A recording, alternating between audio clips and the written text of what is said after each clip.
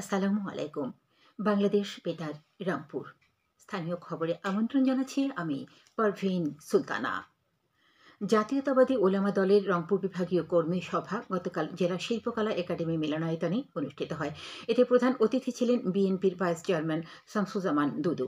ওলামা দলের কেন্দ্রীয় কমিটির আহ্বায়ক মাওলানা কাজী মোহাম্মদ সেলিম রেজার সভাপতিত্বে অনুষ্ঠিত সমাবেশে দলের রংপুর বিভাগীয় সাংগঠনিক সম্পাদক অধ্যক্ষ আসাদুল হাবিব দুলু এবং সহ সাংগঠনিক সম্পাদক আব্দুল খালেক অন্যান্যের মধ্যে বক্তব্য রাখেন। সমাবেশে শামসুজ্জামান দুদু বলেন, বিগত ১৬ বছরে ২.৫ লাখ গায়েবী মামলায় বিএনপির ৬০ লাখ নেতাকর্মী আসামি হয়ে নির্যাতন ভোগ করেছেন। এ সময় তিনি ফ্যাসিবাদের বিরুদ্ধে জাতীয় ঐক্যের আহ্বান জানান। দ্রুত সময়ের মধ্যে জুলাই ঘোষণাপত্র বাস্তবায়নের দাবিতে বৈষম্য বিরোধী ছাত্র আন্দোলন রংপুর মহানগরে লিফলেট বিতরণ ও গণসংযোগ কর্মসূচি পালন করবে। আজ বিকেল ৪টায় নগরীর টাউন হল থেকে লিফলেট বিতরণ ও গণসংযোগ কর্মসূচি শুরু করবে বৈষম্য বিরোধী ছাত্র আন্দোলন। সংগঠনটির রংপুর মহানগরের মুখপাত্র এক সংবাদ বিজ্ঞপ্তিতে এ তথ্য জানিয়েছেন। লালমনিরহাটে আইনশৃঙ্খলা কমিটির মাসিক সভা আজ জেলা কালেক্টরেট সম্মেলন কক্ষে অনুষ্ঠিত হয়েছে। Deputy commissioner H M. Rakib Haider এতে সভাপতিত্ব করেন। পরে একই স্থানে চোরাচালান নিরোধ টাস্ক ফোর্স, চোরাচালান মনিটরিং, মাদকদ্রব্য নিয়ন্ত্রণ ও আদালত সহায়ক কমিটির পৃথক সভা অনুষ্ঠিত হয়। জয়পুরহাটের পাঁচবিবিতে একটি সড়ক উন্নয়ন কাজের উদ্বোধন করা হয়েছে। আজ সকালে জেলা ছাত্রদলের সাবেক সাংগঠনিক সম্পাদক শামীম হোসেন মণ্ডল এর উদ্বোধন করেন। পৌরসভার বাইতুন্নুর জামে মসজিদের উত্তর গেট থেকে চুরিপট্টি সড়কের ১৫০ মিটার অংশ আরসিসি ঢালাই করা হচ্ছে। গুরুত্বপূর্ণ নগর অবকাঠামো উন্নয়ন প্রকল্পের আওতায় এজন্য ১৬ লাখ টাকা ব্যয় করা হচ্ছে।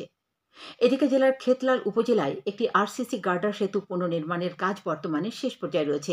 এজন্য ব্যয় করা হচ্ছে ৩,১৮,০০,০০০ বেশি টাকা। Programme for supporting rural bridge প্রকল্পের আওতায় উপজেলার মাটির ঘর থেকে হোপের হাট গ্রামীণ সড়কে একটি খালের উপর ২২ মিটার দীর্ঘ এ গার্ডার সেতুটি নির্মাণ করা হচ্ছে।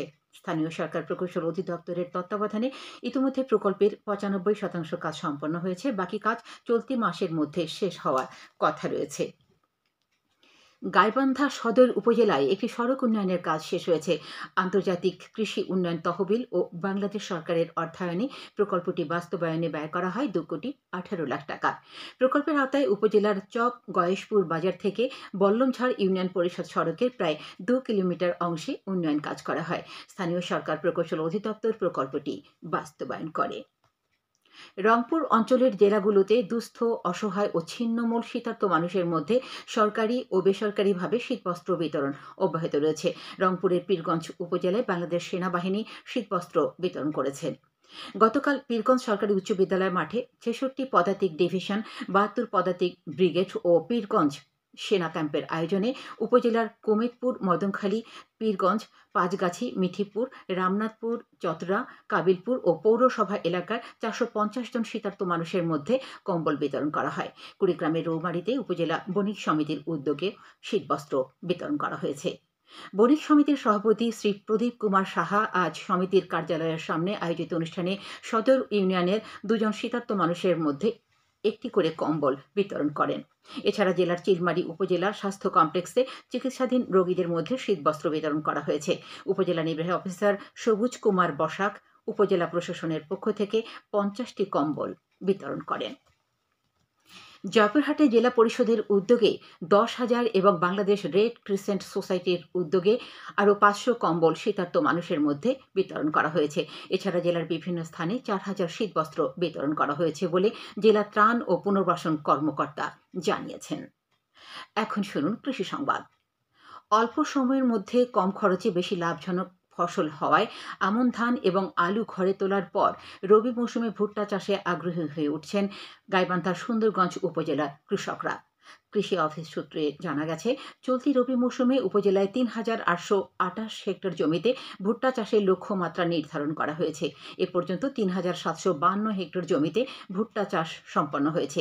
বাকি জমিতে চাষ অব্যাহত রয়েছে। উপজেলা কৃষি অফিসার রাশিদুল ইসলাম জানান, ভুট্টা চাষের সহায়তার জন্য পৌরসভাসহ উপজেলার ১৫টি ইউনিয়নের ৫৭০ জন প্রান্তিক কৃষককে প্রণোদনা হিসেবে বিনামূল্যে ২ কেজি ভুট্টা বীজ এবং ২০ কেজি ডিএপি ও ১০ কেজি করে এমওপি সার প্রদান করা হচ্ছে। আবহাওয়া অনুকূলে থাকলে এবং চাষের লক্ষ্যমাত্রা অর্জিত হলে জেলায় এবারে বাম্পার ফলনের আশা করছে কৃষি বিভাগ। সবশেষে আবহাওয়া। আজ সন্ধ্যা ৬টা পর্যন্ত পূর্বাভাসে বলা হয়েছে দেশের অভ্যন্তরীণ নদী বন্দরগুলোর জন্য কোনো সতর্কবাণী নেই এবং কোনো সংকেতও দেখাতে হবে না। খবর শেষ হলো। আমাদের পরবর্তী স্থানীয় খবর প্রচারিত হবে সন্ধে ৭টায়।